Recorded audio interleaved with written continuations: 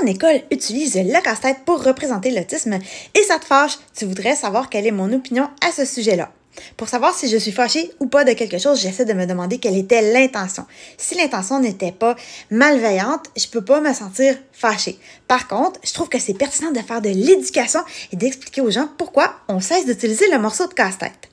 La fille marketing en moi est découragée du fait qu'on n'utilise plus le casse-tête et le bleu pour représenter l'autisme, mais la fille qui comprend c'est quoi les enjeux et qui sait à quel point c'est important de respecter une communauté, comprend pourquoi on les utilise plus.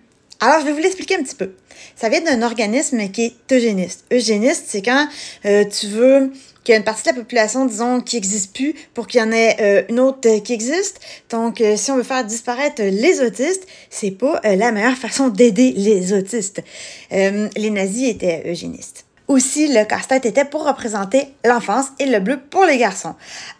Les autistes disparaissent pas une fois qu'ils ont 18 ans et les filles sont sous-diagnostiquées parce que c'est parfois plus difficile.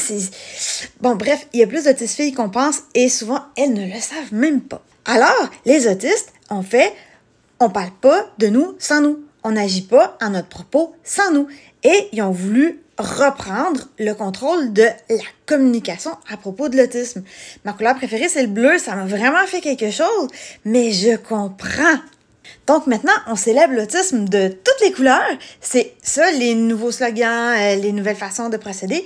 Et on n'utilise plus le casse-tête. Il y a souvent le symbole de la neurodiversité qui va être utilisé parce que ça représente vraiment toute la variété. Et souvent, ce symbole-là, on le voit de toutes les couleurs.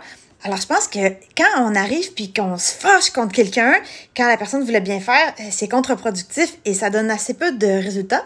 Et je trouve que ce qui fonctionne vraiment mieux, c'est d'aller les informer pour que l'année prochaine, ils fassent ça différemment. Faut pas oublier qu'il y a plein de gens qui se l'ont fait tatouer, tout ça. Puis des fois, ça permettait à des personnes de se retrouver, quand ils voyaient quelqu'un d'autre qui avait le même tatouage ou qui portait les mêmes images, ils pouvaient se reconnaître entre eux. Ça va disparaître, mais doucement. Surtout pas leur en vouloir.